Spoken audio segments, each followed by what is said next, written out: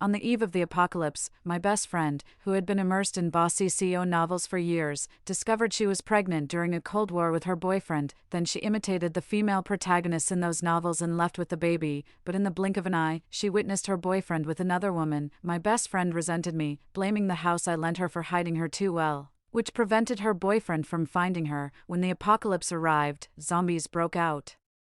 She viciously pushed me out the door. "It's all your fault, you bitch. You made Lawson unable to find me. Go die." The next second, I was brutally attacked by a horde of zombies and reduced to nothing but bones. When I opened my eyes again, I had been reborn. 1. In my villa, my best friend Rose was asking me, "Rebecca, help me choose which dress looks better. This is my first official date with Lawson tonight." At this moment, Rose was in my cloakroom, trying on the latest seasonal clothes that my father had someone send over every quarter, since her family was in a difficult financial situation. When she asked to borrow clothes from me, I agreed without hesitation. First, I asked the servants at home to bring her many new sets of clothes to choose from, but she wasn't satisfied. Then she suggested going to my house to pick out clothes, and I agreed to that too. Her boyfriend Lawson had a terrible reputation and was known as a playboy. Out of humanity, I kindly reminded Rose to protect herself, but she was so infatuated with love at that time, believing she had found her Mr. Right, she wouldn't listen to anyone's advice. Before long, she discovered she was pregnant, so Rose, who had been immersed in bossy CEO novels for years, did something unexpected. During her Cold War with Lawson, she imitated the female protagonists in those novels and left with the baby. I reminded her again, "Rose, has Lawson said he wants to marry you?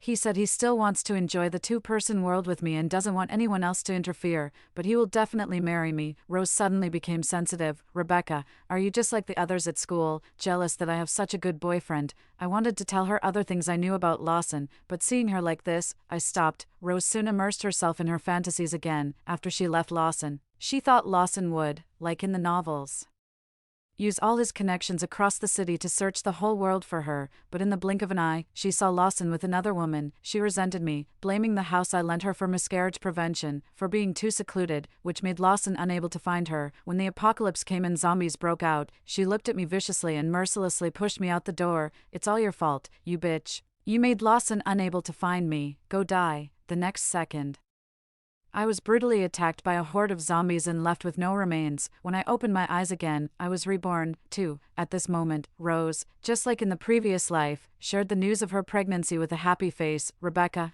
I'm pregnant." Then she fell into her own fantasies. This time, I didn't worry about how she would react after learning the truth, as I did in the previous life. Instead, I looked forward to how rich and interesting her expression would be when she knew the truth. "Aw, congratulations, I'm really happy for you." She didn't notice at all that I was saying something against my will. "Rebecca, I knew you would definitely bless me. You're so kind. Rebecca, can I stay at your place? Your house is so big, and it's such a waste for only you to live here. I can move in and keep you company. I'll move in tomorrow, and you know I'm pregnant. Rebecca, you should hire more experienced nannies to take good care of me. You'll be the baby's godmother in the future." In the previous life, after Rose moved into my house, she treated it as if it were her own. She said she wasn't used to the guest room, so she asked me to give up the master bedroom for her to sleep in. She became increasingly picky about food. While eating expensive bird's nest, she would complain about the taste and make all kinds of demands, using the excuse that the baby wanted it. I once overheard her bad-mouthing me to someone behind my back. She thinks I care about these little things she provides. It's like she's feeding a beggar. I'll make the baby's father bury her in money in the future. At that time, considering how hard it was for her being pregnant, I didn't argue with her. I just wanted her to give birth to the baby and then stay away from such a person, but it was already too late. I looked at her quietly. After she finished speaking, I pretended to be surprised and asked, "If you're pregnant with Lawson's child, shouldn't you live at Lawson's place?" Rose blushed shyly and revealed her naive and somewhat stupid idea. "I deliberately picked a fight with Lawson, and we're in a Cold War now. Since I'm pregnant and suddenly leave him, he'll go crazy looking for me. The thought of a handsome, rich, and affectionate man going crazy for me makes me feel so happy." When she said the same thing as in the previous life, my opinion of her didn't change. I still thought she was the one who had gone crazy. "Rebecca, so you won't reject me, right?" "Of course not. I'll find you a suitable place for miscarriage prevention." This time, I wouldn't let her move into my house. Instead, I arranged another place for her. In the previous life, her child miscarried accidentally when they saw Lawson being affectionate with other women. This time, I was determined to let her give birth safely, so that it would be even more dramatic when she learned the truth. During Rose's pregnancy, after finishing my schoolwork, I would occasionally visit her. I brought her news about Lawson and a batch of the latest Bossy CO romance novels. I knew Lawson would search the whole world for me. Rebecca, don't let him find me. I'll give him a big surprise after I give birth to the baby. He'll love me even more. After saying that, she picked up the Bossy CO novel I brought her and became completely engrossed in it, lost in the world of the Bossy CO. Looking at her growing belly. The doctor told me that the baby in Rose's womb was very healthy. After hearing that, I felt relieved. The most urgent thing now was to prepare supplies before the apocalypse arrived. In the previous life, I had personally experienced the destructive power of the zombies during the apocalypse. Wherever they went, everything became a ruin in an instant, and no one survived. People were like ants in front of them. So this time, before the apocalypse, I had to prepare the supplies needed after the apocalypse in advance. I contacted professional craftsmen in this field, spent a large sum of money on the sturdiest building materials available, and gathered workers to reinforce the place. I paid them extra to work overtime and finished the job within a month. At the same time, I made a list of supplies and stocked up on all the food and daily necessities that could be stored for a long time. I anticipated the things that might be needed, the possible dangers, and how I should deal with them to get through the difficult times. When Rose accidentally learned that I was stockpiling goods, she couldn't help but mock me. Rebecca, have you lost your mind? How can you believe such ridiculous talk?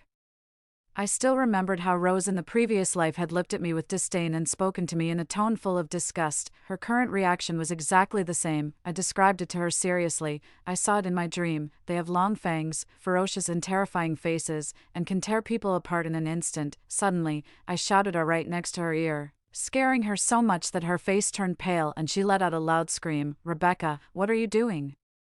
If something happens to the baby, Lawson won't let you off. She didn't know that I had been waiting for this day for a long time. 3. During Rose's pregnancy, I also kept an eye on Lawson's whereabouts. When Rose had a massive hemorrhage during childbirth, Lawson was still having a good time in some other woman's arms. Not long after giving birth, Rose couldn't help but go to find Lawson. She put on some makeup to cover her sallow and listless face and then went out. Before leaving, she begged me to go with her, and of course, I was happy to do so. I even told her Lawson's exact address. In front of the hotel room, Rose asked me uncertainly, Rebecca, is Lawson really inside? I nodded and watched her open the door nervously. Immediately, inappropriate sounds came from inside. Lawson was having sex with the woman beneath him. Clothes were scattered all over the floor from the door to the bed. Rose couldn't believe what she was seeing. Her eyes filled with tears, and she covered her mouth. The next moment, she let out a scream, picked up something, and started hitting the woman hard. As she hit her, she cursed madly, I'm going to kill you, you slut. How dare you seduce my husband? I'm going to kill you. Kill you. The woman thought Rose was Lawson's wife. After getting hit, she hid in Lawson's arms. Lawson seemed to have forgotten who Rose was long ago and asked angrily, where the hell did this crazy woman come from?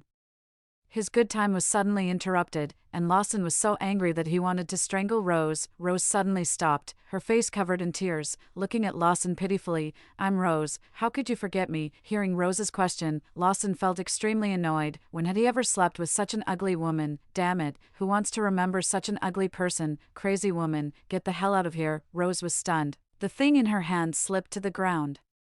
She couldn't believe that Lawson could change his heart so quickly. I'm your Rose. Are you angry with me because I left suddenly? Rose finally got a good look at the woman in Lawson's arms. The woman somewhat resembled herself, and Rose became even more convinced. It must be like that. She's my substitute, right? I'm back now. Get rid of her. I know you're angry with me and want to make me jealous, but I won't leave you again, Lawson. Please forgive me. Okay, and I've already. Before Rose could finish speaking, Lawson had long lost patience with listening to a madwoman's nonsense. He directly drove her out of the room. I was so engrossed in watching the scene that I didn't have time to dodge. Rebecca, what are you doing here? I pretended not to hear Lawson's words. Lawson had pursued me when we were freshmen, but I couldn't stand his messy relationships with men and women, so I clearly rejected him. But in Lawson's eyes, it seemed like I was playing hard to get. He pestered me for a long time. Every time I saw him, I would keep a cold face and not respond no matter what he said. So he suddenly started to pursue Rose, who was in the same dormitory as me, passionately. It was the first time in her life that Rose had received such a passionate and romantic confession, and she quickly agreed to Lawson's pursuit. Only then did Lawson remember who Rose was, a country bumpkin he had dated out of curiosity. So it's you. After that, she disappeared inexplicably. and he was glad to be free from her, without having to deal with the situation himself. Hope sparkled in Rose's eyes. Lawson, you're not angry with me anymore. I knew you still loved me. Lawson had never met someone more narcissistic than himself, especially a woman. Rose, did you damage your brain during the time you were gone? Didn't you look in the mirror when you got up this morning? Look at your disgusting face and your body that's as fat as a pig. Which man would be interested in you? Saying I'm in love with you is disgusting. You've probably read too many bossy CEO novels. Lawson thought their relationship was long over, but now she was pestering him again, and she had ruined his good time, making him even angrier. Rose's face turned paler and paler. She opened her mouth but found she couldn't say anything. For several days, Rose seemed possessed. She ignored the crying baby. She kept looking at her postpartum body in the mirror, with the wounds on it looking shocking.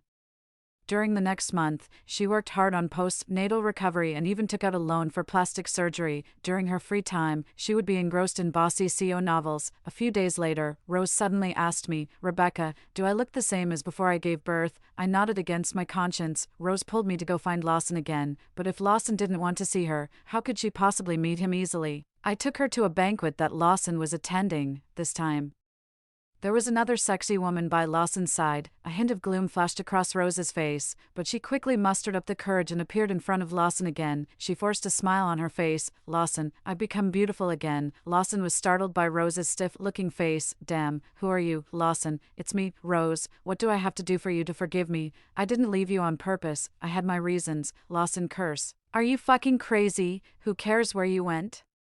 I've told you I don't like you. I don't like you. Can't you understand human language? Besides, is this the kind of place someone like you should come to? Rose's eyes filled with tears. When she wiped them, she accidentally knocked her newly augmented nose out of shape. At this moment, I walked over slowly and pretended to be surprised. Lawson, why are you being so heartless today? You've made this beautiful girl cry. As soon as I spoke, many people looked in our direction.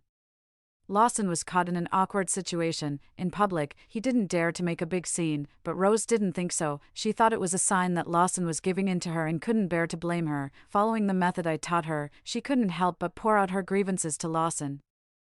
Lawson, I can explain. During the time I left you, I went to give birth to our child. I know you were almost going crazy looking for me, but I promise I'll never leave you again. Before she finished speaking, there was an uproar among everyone present. 5. Lawson himself was also stunned. Rose continued, Lawson, I brought the baby here. Do you want to see him? The person I had arranged immediately brought the baby out. It was a boy, maybe not used to the environment.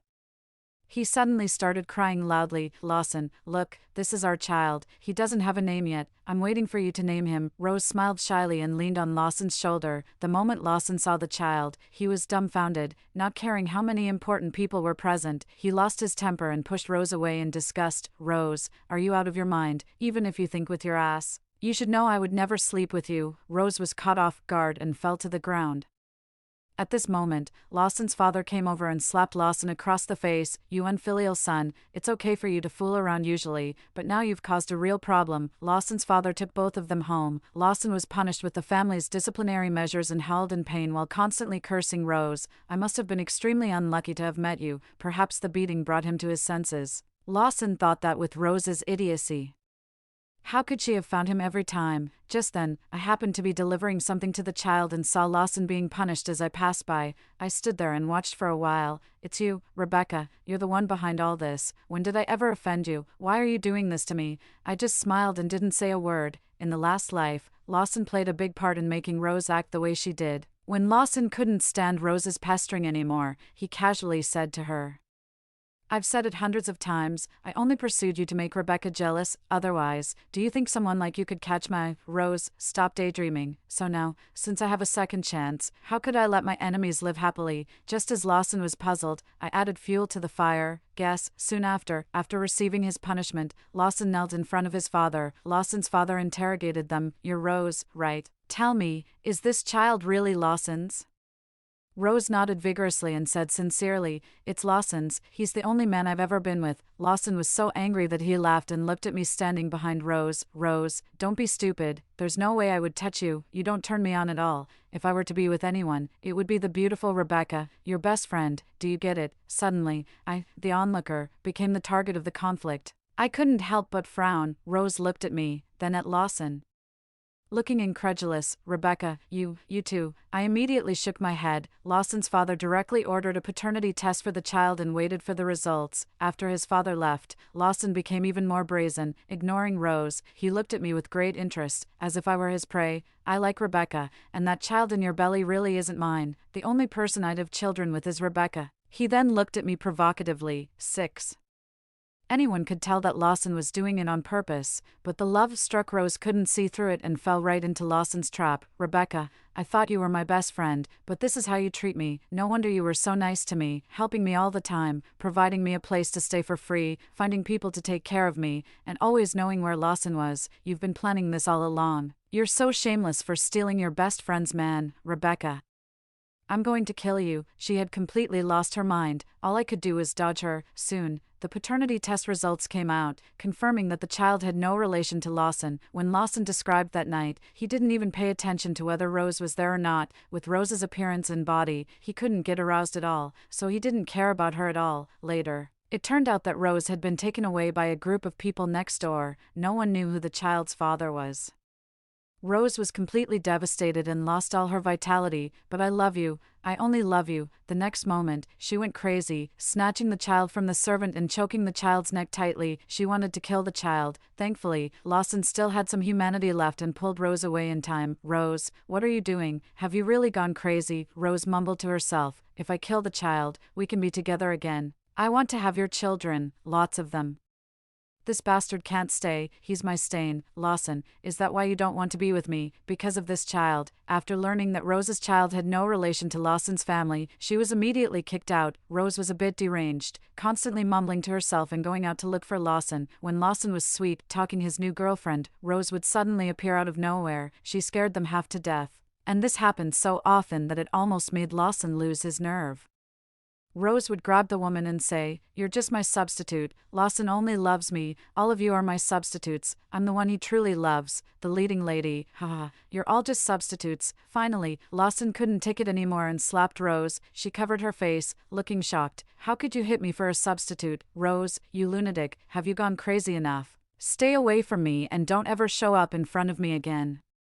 Lawson had no desire to deal with her anymore and spat on the ground. What bad luck. Seeing how Rose was, I brought her parents over. After telling them the whole story, I handed Rose back to her parents. Rose's parents agreed to come because they heard that Lawson's family was rich and thought they could get some money out of it, so I arranged for a driver to take Rose's parents, the child, and Rose to wait at the gate of Lawson's ancestral house early in the morning.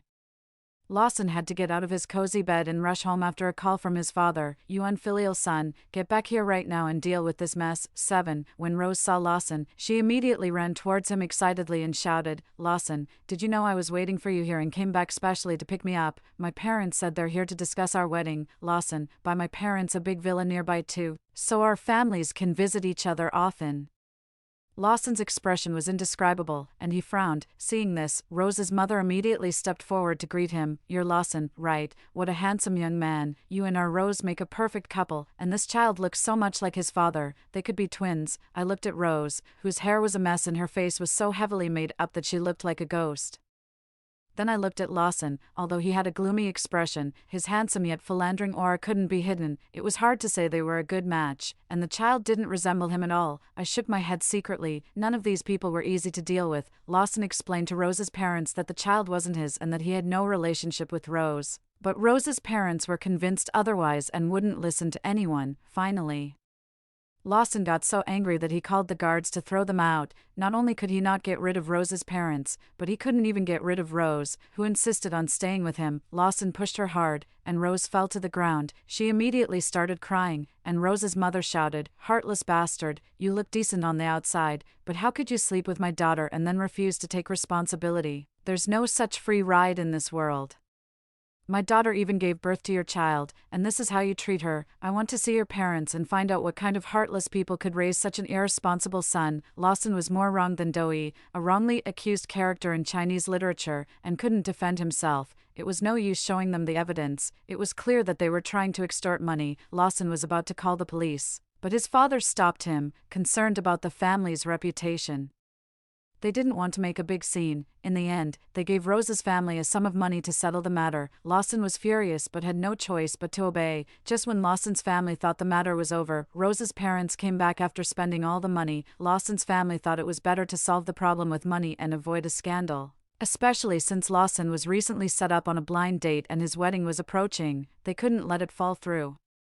Rose's parents became more and more greedy, coming to Lawson's family every time they ran out of money. When Rose's parents made an exorbitant demand that Lawson's family refused, they were thrown out. Because of Rose's affair, Lawson had to follow his family's arrangement and get engaged to a wealthy young woman from a similar background, but on the day of Lawson's engagement, all 4 members of Rose's family showed up at the ceremony.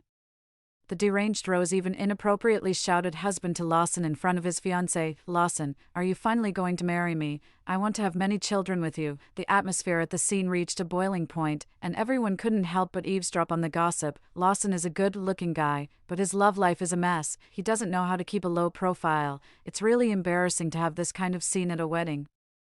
I've heard that this woman gave birth to an illegitimate child for Lawson's family, but since the child's status isn't recognized, the family kept them away. I guess they were living outside. Even the woman's parents came to demand that Lawson's family marry her. Lawson's father was enraged and ordered people to throw Rose out. Lawson's fiancée slapped him when she saw this scene. "Lawson, I thought you had changed your ways, but I was wrong. You've really let me down." Lawson's fiancée, Sadie, was his former first love, who had left him to study abroad. After returning, they reconnected and got back together. Both families hoped they would get married since they knew each other well. Lawson grabbed Sadie's hand nervously and tried to explain. "Sadie, don't believe this crazy woman. I really have nothing to do with her." 8. With Lawson's past track record, how could Sadie believe him? "I sent someone to give the child back to Rose and take a message for her."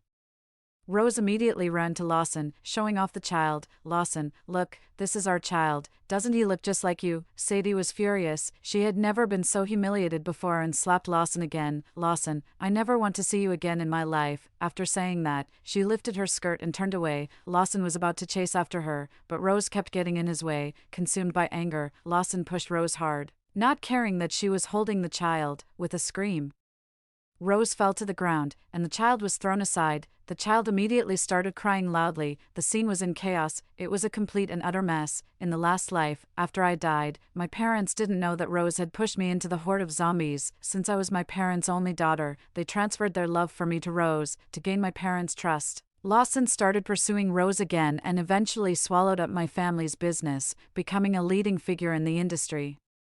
Lawson achieved both fame and fortune and had a beautiful woman by his side. My parents, however, were deceived by Lawson and Rose's conspiracy, lost all their property, and finally died by jumping off a building. I've remembered every single one of these deaths. After today, Lawson's reputation plummeted again, becoming the talk of the town, but the ultimate goal of Rose's family was money, and they wouldn't give up until they got it. In the eyes of Rose's family, poor people didn't care about dignity. All they cared about was having enough to eat and money to spend. Since Lawson's family refused to give them money, Rose's family waited outside their house every day. Since Rose's family had ruined the engagement, there was no way Lawson's family would give them money. Lawson spent days trying to explain himself to Sadie in person, but she refused to see him. He waited outside Sadie's house for days, rain or shine.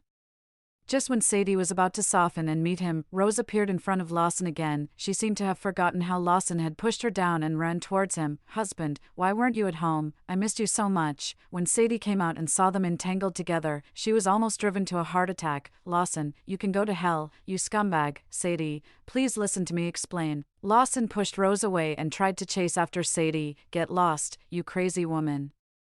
Lawson finally realized that Sadie would never forgive him. He turned to look at Rose with a sinister gaze. "Rose, who told you to come?" "It was Rebecca again, wasn't it? You bitch, I'll make you pay." "Rose, you want to marry me? Fine, I'll make it happen." "Of course, I didn't hear all this. It was reported back to me by the person I had watching them." 9. When Lawson, who hadn't been home for a long time, brought Rose back, he immediately saw Rose's parents waiting outside his house.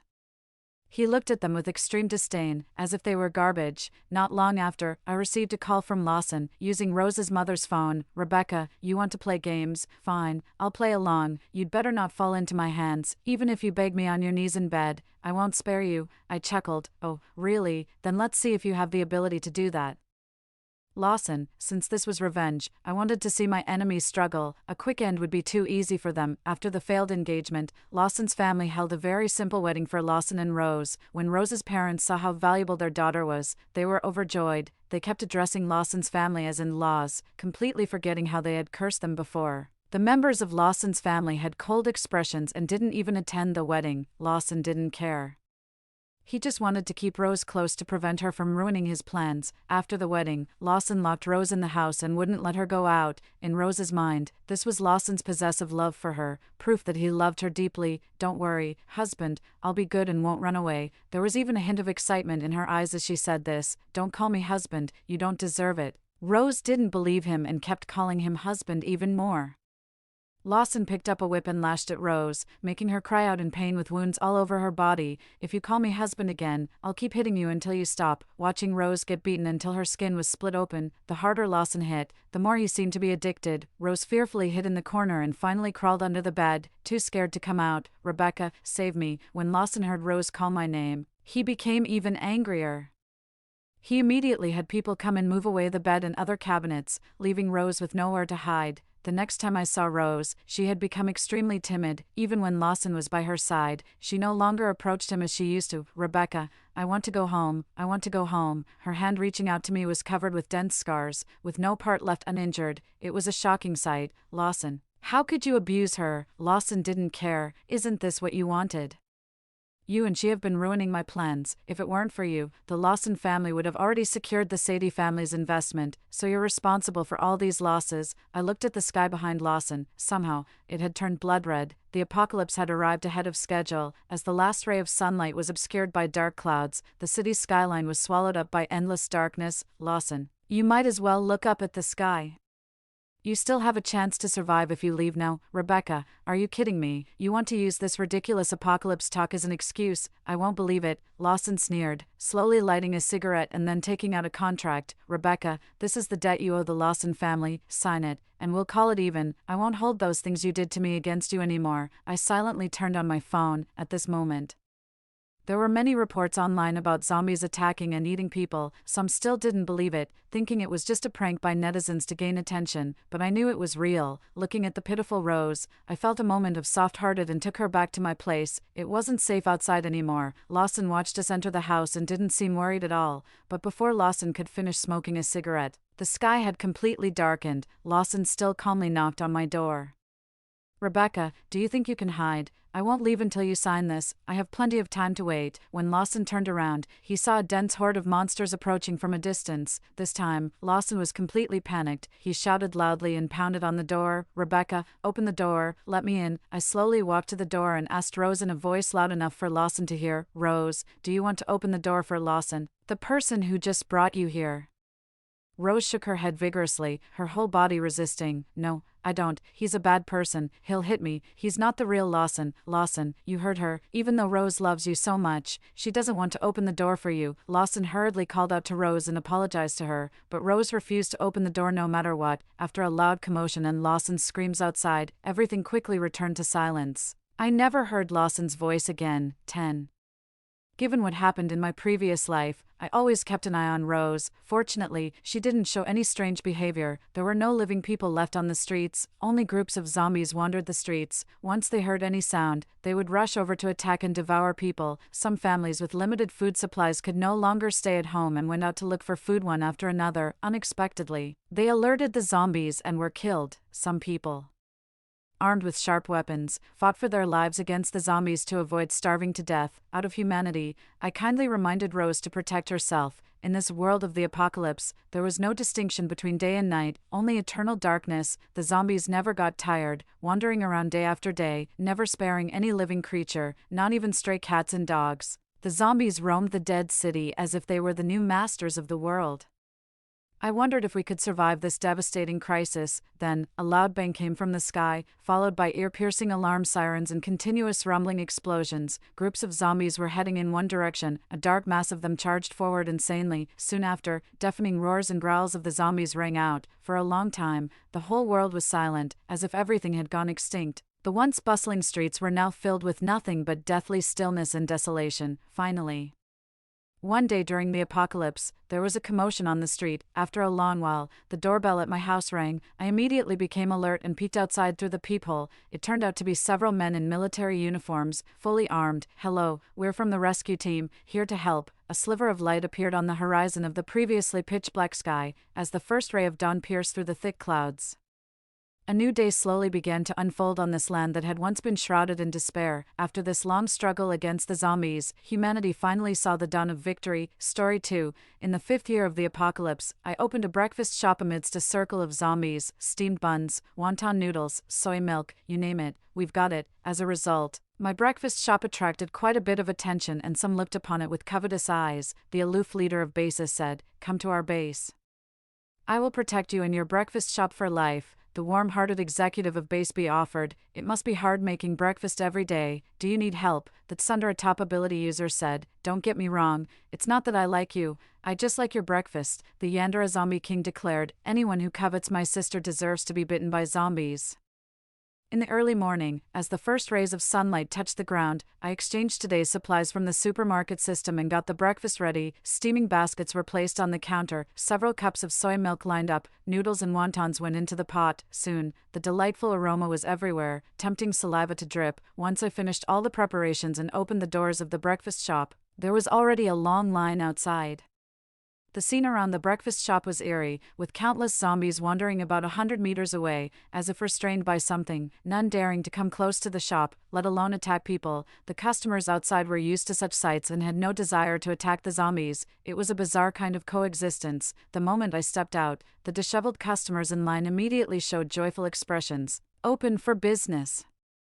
I flipped the sign from temporarily closed to open for business. The crowd surged, with many eager to rush in, but seemingly bound by some unspoken rule. The orderly queued up. "Ms. Sue, I'll have a pork bun and a soy milk, please." I packed the pork bun, handed over the soy milk, and said, "All right, that will be 1 second-tier crystal core." In these apocalyptic times, crystal cores had become the hard currency, with higher-tier cores being rarer and more valuable. The man, wincing as if in pain, silently handed over a second-tier crystal core and joyfully accepted the long-missed pork bun and soy milk. At a nearby table, a girl was devouring a deep-fried dough stick. Before the apocalypse, I never ate fried foods, they're bad for health, but now, I think they're absolutely delicious. The girl across nodded in agreement. I used to dine only in upscale restaurants, spending no less than 4 figures per meal. Now, I think no fancy restaurant can match the taste of noodles from Ms. Sue's humble shop. The hustle and bustle inside the small shop was reminiscent of the pre-apocalyptic days, a nostalgic throwback. I served the cooked noodles, spicy beef noodles and 2 cups of soy milk. "That'll be 5 second-tier crystal cores." As soon as I spoke, there was a slap on the counter, and the table shook. "Why are these beef noodles and soy milk so expensive? 5 second-tier crystal cores. You might as well be robbing us." The middle-aged man was so angry his cheeks turned red, glaring at me fiercely. Second and third-tier cores were only found in zombies with special abilities, and those zombies were notoriously difficult to handle. I understood. He was short on money. I took back the beef noodles and soy milk, considerately swapping them for a steamed bun. This, for 3 first-tier cores. First-tier cores could be found in just about any zombie, however. The man ungratefully snatched back the beef noodles and threw a first-tier core on the table. "Beef noodles used to cost only 12 yuan a bowl. 1 first-tier core is enough, and give me 2 cups of soy milk too." I twitched a smile. "Sir, you are truly generous. You could have just taken them by force, but you still left a core for me." The man didn't catch my sarcasm, thinking I was easy to bully. Just as I was about to continue mocking him, I snatched the bowl of beef noodles from his hands and dumped it on the floor. I lowered my voice and said coldly, "Now, this bowl of noodles is worth a top-grade crystal core. Get on your knees and lick it up." "What do you mean?" The man's anger flared up instantaneously, his palms conjuring a dangerous fireball. Clearly, he was a fire-type ability user. Although I don't possess combat abilities, I wasn't afraid of him. "Are you planning to wreck my breakfast joint?" Hearing this, the other customers quickly stood up, their own abilities manifesting in their palms, ready to confront the troublemaker. The tension was palpable. "What's going on here?" A frosty voice cut through the air, making the warm June air feel like the dead of winter. As the strikingly cool men entered the diner, everyone showed their respect. I took the initiative. This man wanted to smash up my place and leave without paying for his breakfast. The man frantically tried to explain. "No, that's not it. Leader Lawson, with a chill in his eyes that could freeze fire. Lawson barely lifted a hand before someone dragged the troublemaker out of my diner. Half a minute later, as I was cleaning up the spilled noodles, I overheard the diner's patron saying that the troublemaker had been expelled from the base by Leader Lawson. Lawson came back in as I was serving braised noodles and handed him a bottle of soy milk. "I'm glad you arrived just in time, or he surely would have smashed up my place." "Just thinking about my diner in shambles made me feel suffocated," he spoke softly. "Let me know if you need anything in the future." "Sure, thank you," I replied with a smile. Lawson had been a regular since the day I opened. Every time there was trouble, he was there to help, which was one of the reasons I wasn't afraid of that man earlier. Seeing my smile, the ice in Lawson's dark eyes seemed to melt a bit. He picked up his chopsticks and elegantly ate the noodles, bringing an air of finesse to the humble diner. After finishing his meal, he left without lingering, generously tossing 2 third-grade crystal cores my way. Though he was already far away, I held onto the crystal cores and shouted excitedly, "Come by any time." I was practically counting on his visits to make my fortune. "Are you talking to me?" a gentle voice tinged with amusement answered. I turned around to meet Landon's eyes, soft with tender affection, and I understood. Regular customer number 2 had arrived. "On my way here, I heard there was some trouble in the shop. Is everything resolved?" Landon's voice was as gentle as a spring breeze, often clearing away my bad moods with just a few words. I nodded. "Lawson took care of it." Landon paused, then smiled. "I'm a bit disappointed it wasn't me who helped Serena. Please let me handle it next time you're in trouble." He stepped closer, reducing the distance between us. As I looked up, I could see my reflection in his eyes. My cheeks flushed, and I stumbled back a few steps. "Okay, sure," I stammered. Landon laughed, straightening up. "I'd like a bowl of pumpkin porridge and a cup of soy milk for breakfast today, please." As someone ordered, I reflexively responded, 2 third-grade crystal cores. "Thank you for your patronage." Landon tapped my forehead with a smile, calling me a little money grubber, but still placed the crystal cores in my hands. He had to lead a team out to gather supplies, and after having breakfast, he left with a "see you tomorrow." He left my little tavern in a hurry. As business hours were drawing to a close, only a few customers remained in the small tavern. I was clearing the tables when I heard a boisterous voice from afar. "Damn, these zombies are all going down at my hands sooner or later, every time." His voice announced his arrival before he appeared. No need to guess, I knew it was Levi. "Hey, serve me 3 portions of spicy wontons," Levi commanded, settling down at a vacant spot with his 2 underlings. I slammed down 3 extremely spicy servings of wontons on the table. "First off, my name isn't Hay," he retorted, "and the second," I said, "is that'll be 5 second-tier crystal nuclei. Thank you for your patronage." Only when he drew nearer did I notice the blood-soaked bandage on Levi's face. I was taken aback. "Are you hurt?" Levi covered his face with his hand, quickly turning his cheek away. One of his underlings chimed in, "Yeah, we were on a mission yesterday, and ran into a tough zombie in the horde." Levi got scratched up. "We told him to rest, but he wouldn't even stay in bed, insisting on coming here for breakfast." The other underling winked and teased, "I bet Levi just wanted to see you, Bossu." Levi swiftly rose from his chair and glared at his subordinates. "Stop spouting nonsense." His underling teased further, "Then why are you blushing, Levi?" I turned to look. Indeed, his face was as red as a beet. Levi clenched his fists. That's just you guys making me furious with your nonsense. I come here for breakfast every day and I'm sick of seeing her face. Why would I want to see her? I'm just hungry." Levi tried to explain. I glared at him. "Since you're tired of seeing me, you could just send your underlings to pick up breakfast from now on. No need to see me." Levi turned away, his cheeks still flushed. "No need to trouble them. I'll come myself for breakfast. Even though I'm tired of it, I can still bear it," I responded. "Well, thanks for bearing with it," Levi replied. "You're welcome." After business hours, I kicked Levi out of the tavern, charging him 2 extra crystal nuclei for my irritation. Levi called me a heartless boss but obediently paid up, once everyone had left. I opened my cash drawer and poured out all the crystal nuclei I had earned that day on the table. They clattered, filling the surface with colorful heaps. I was delighted. I accessed the supermarket system in my mind and the shopping options unfolded. A 3rd-tier crystal nucleus could buy 2 boxes of meat, a 2nd-tier one a pack of rice, and a 1st-tier one a pack of flour. I exchanged them for the supplies needed for the next morning's breakfast. Soon, the kitchen was stocked with bags of food, including seafood. At the same time, dozens of crystal nuclei vanished from the table. This was my supermarket system, which had appeared in my mind the day the apocalypse began. I packed the remaining crystal nuclei into bags, filling 2 hefty ones, then slipped out the door stealthily, choosing back alleys. I encountered no humans or zombies. About 10 minutes later, I pushed open a small door, and just as I entered, a voice filled the room. "Sister."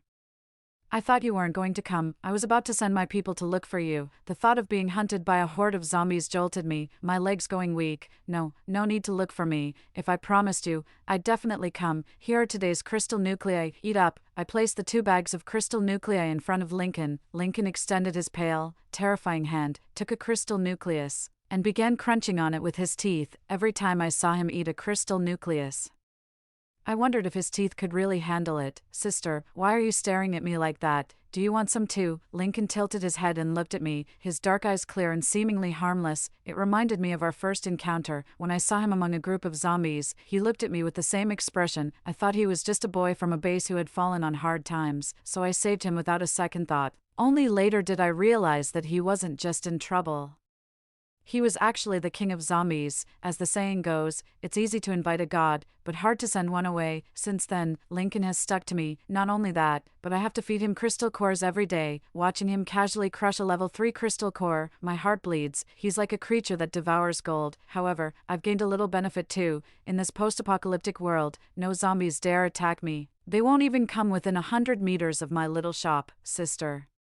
Are you daydreaming again? Are you thinking of me? Lincoln pulled me over, his brows suddenly furrowed. Sister, are you hurt? I had forgotten that. As a zombie, he was particularly sensitive to the smell of blood. I showed him my left hand, which now sported a band-aid on the index finger. I accidentally cut my finger while chopping vegetables today, but it's a small wound, nothing serious. I'll have a friend with healing abilities take a look later. Before I could finish, Lincoln tore off the band-aid and his tongue grazed my wound, the sensation both warm and tingling. What are you doing? I panicked and quickly withdrew my hand. Your blood smells so good. I couldn't resist. Lincoln licked the corner of his lips. Besides crystal cores, there's something else I want to eat now. I remained silent. Lincoln asked, aren't you going to ask what it is? What else could it be but my blood? I raged internally. Lincoln ate quickly, polishing off 2 bags of crystal cores in no time. After eating the crystal cores, his pale skin gained a hint of rosiness, making him look more human. I looked at the 2 empty bags. Wow, he didn't leave a single core for me. My heart ached slightly. Sister, I want more. Lincoln pursed his lips, looking pitiful. I hesitated. There's none left. Why don't you kill a few zombies and eat their crystal cores? Lincoln was shocked.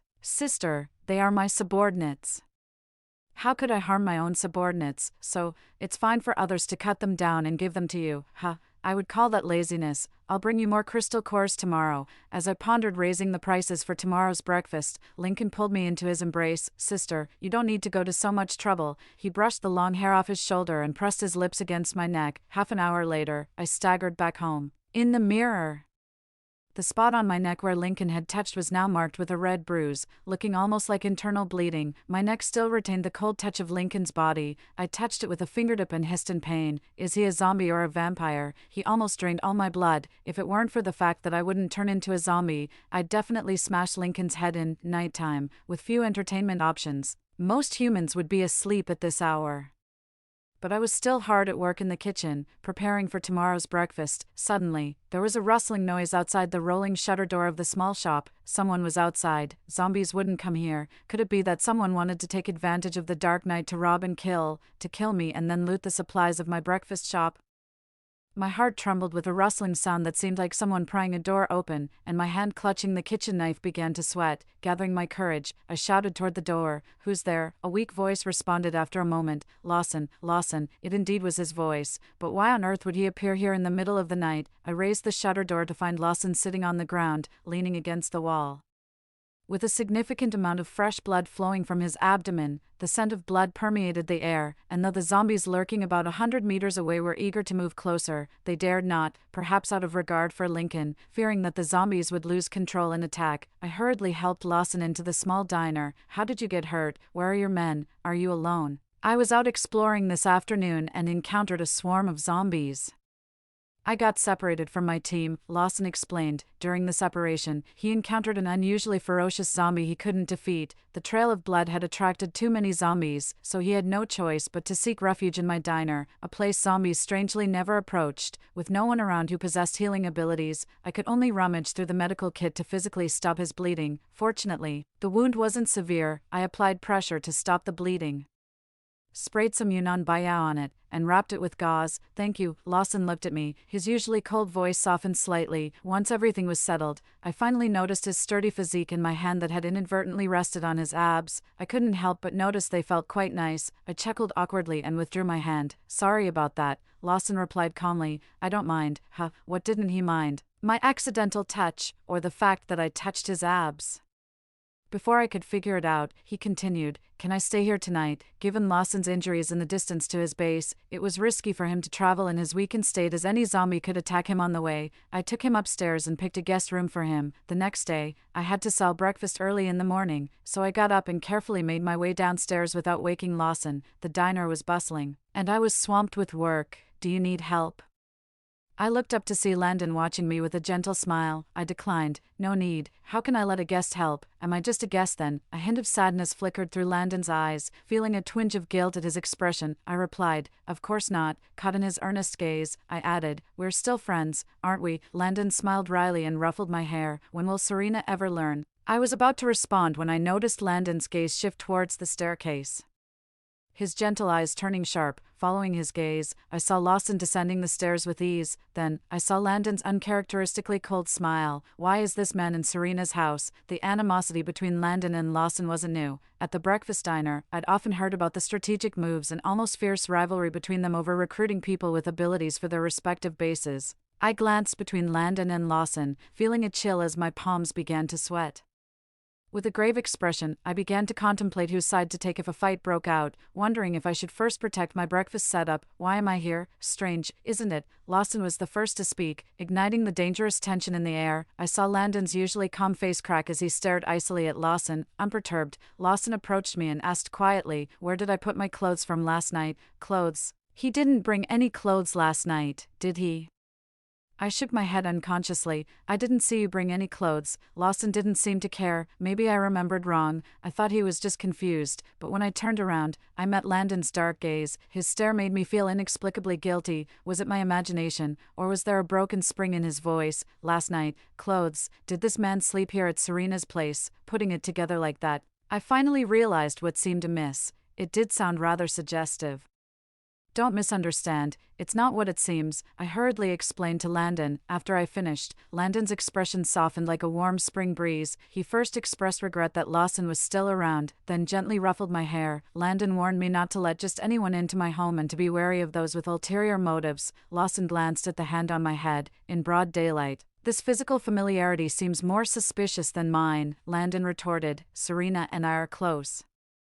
Lawson responded, Indeed, after all, you are Serena's friend. He emphasized the word friend. He clearly heard the conversation between me and Landon. Landon couldn't muster a smile. The two men exchanged glares filled with hostility. Both of you, standing here like guards, are scaring away the customers from their breakfast. Move aside. Before the tension escalated again, I quickly shouted and pushed them to the side. If you're not having breakfast, then leave, eventually. Both ordered their breakfast and sat in opposite corners of the small diner. I breathed a sigh of relief for the survival of my shop. Hey, give me a spicy wonton. Levi appeared right on time. Why aren't you resting at the base after getting injured, and instead coming all this way for breakfast? I remembered what his two subordinates said yesterday. Levi, blushing, said, I was just too hungry. It's not because of you. Don't get the wrong idea, me. What did I misunderstand? Levi slowly took the wonton, hesitating several times as if he wanted to say something. I noticed his hesitation. Is there something you want to say? The flowers at Dongya have bloomed. If you really want to see them, I guess I could take you, but I'm not really interested in going. I received a glare from Levi. He grabbed his wonton and angrily found a corner to sit. I was baffled but continued to busy myself with the breakfast preparations. Big sister, I want this. I looked up, and Lincoln's pale face caught my eye. In an instant, my heart stopped. What are you doing here? I lost my grip. The spoon fell into the sink, splashing water on my face. Lincoln reached up to wipe the droplets off my face, smiling. Because I missed Big Sister and couldn't wait until the afternoon, so I came over early. His touch was cool, making me shrink my neck. After drying my face, Lincoln didn't remove his hand, instead gently caressing my cheek and amusingly pinching my earlobe. I slapped his restless hand away, pulling him aside in a flustered whisper. Are you a zombie? You're being so brazen. Someone's going to kill you for this. Lincoln smiled, his eyes curling up. Is my sister showing concern for me? Sort of. It's mainly because I'm afraid they'll misunderstand me. Lincoln's smile grew even wider. If my sister is worried, I can just kill them all. That way, you won't have to be scared. I am scared. I'm not just scared. My hands are trembling. It's over 30 degrees Celsius. How can you utter such chilling words? It might have been because Lincoln and I were whispering for too long that others started to notice. Is something wrong? Landon stepped forward and asked, while discreetly sizing up Lincoln. I saw Lawson and Levi also shifting their gazes toward us from other corners. It's nothing, my friend. He came to borrow money. Yes, to borrow money. I blurted out a lie, earning as much as I do daily. It did seem plausible for friends to ask me for money. Go upstairs and wait for me. We'll talk about the borrowing after I close the shop. I gave a dry laugh and pushed Lincoln upstairs. I saw Landon's eyes darken slightly, his gaze lingering on Lincoln's retreating figure as if deep in thought. Afraid of giving us away, I turned around to block his view. Someone just ordered a seafood porridge, but I don't know how to cook seafood. Could you help me? Landon quickly put on a gentle expression. I'd be happy to, but as a reward for helping, could you accompany me to the cave edge tomorrow? After closing the breakfast shop, I hurriedly shut the rolling door, rushed upstairs without even counting the day's earnings. Upon reaching the living room, I found Lincoln cuddling a teddy bear on the sofa. He makes himself quite at home, even taking the teddy bears from my bed to hug. It has my sister's scent, but Lincoln suddenly dropped the teddy bear and pulled me into his embrace, lightly sniffing the nape of my neck. Still, I preferred to smell my sister this way. His body was cool and comfortable, yet my cheeks felt unbearably hot. I tried to push him away, but my palm felt a sticky liquid. I looked down to see green blood. Are you hurt? Lincoln's voice suddenly took on a wounded tone. Yes, I was patrolling with my men last night. It was so dark, someone ambushed me, and I got hurt, but I didn't let them get away with it. His tone was slightly smug at the end. Such a brat. I'll get the first aid kit to dress your wound. Just as I stood up, he pulled me back. Lincoln opened his mouth again and bit my neck. My sister's blood is more useful than any first aid kit. His body was cold, but the tip of his tongue was scorching hot, making my chest tremble and my mind foggy. In a daze, I heard him whisper in my ear, I hate the way they look at my sister. I really want to hide my sister away, so you can only look at me, and only I can look at you. I woke up on the sofa, and it was already evening. Fortunately, I hadn't bled to death or been taken prisoner by Lincoln. I searched all the rooms in the house but couldn't find Lincoln, as if he had never been there. Only the pain on my neck reminded me that what happened wasn't an illusion. Along with Lincoln's disappearance, my teddy bear and the crystal cores from the cash register were gone too. I looked at the empty drawer, grinding my teeth in anger. He didn't leave a single crystal core for me. It seems that the promises made by men are nothing but sweet lies. Following Landon's invitation, I made my way to Dongya the next day. Before the apocalypse, Dongya was a garden, left untended thereafter.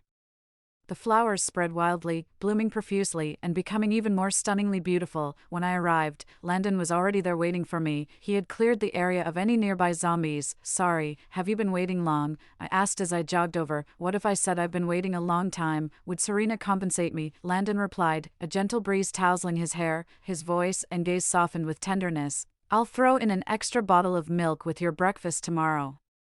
I quipped, breaking the mood. Having a bottle of milk in the post-apocalyptic world was something quite coveted. Landon seemed surprised for a moment and then chuckled softly. Serena, you're quite amusing. I wasn't much interested in flowers and was preoccupied with delivering a crystal core to Lincoln. After admiring the flowers for a bit, I prepared to say goodbye to Landon, but he spoke first, holding a gardenia he had been searching for. Serena, do you know the meaning behind the gardenia flower? He asked. What is it? I responded, puzzled. Landon didn't answer. Instead, he leaned in and tucked the gardenia into my hair near my ear. He was so close I could see each of his eyelashes and my own reflection in his pupils. The atmosphere shifted at that moment. Landon's Adam's apple bobbed, and his hand caressed my cheek, moving closer to me, feeling flustered. I stepped back, but a gust of wind suddenly swept through, separating me and Landon. When I regained my focus, Landon and Lincoln were locked in combat, difficult to pull apart. I was wondering whether to shout for them to stop fighting, as it was clear they weren't going to kill each other. When Lincoln got hurt, I hadn't expected it to turn deadly. Landon, stop, he's hurt. Just as I moved to intervene, zombies swarmed from all directions, surrounding Landon completely. Suddenly, I found myself in a cold embrace unmistakably. It was Lincoln's.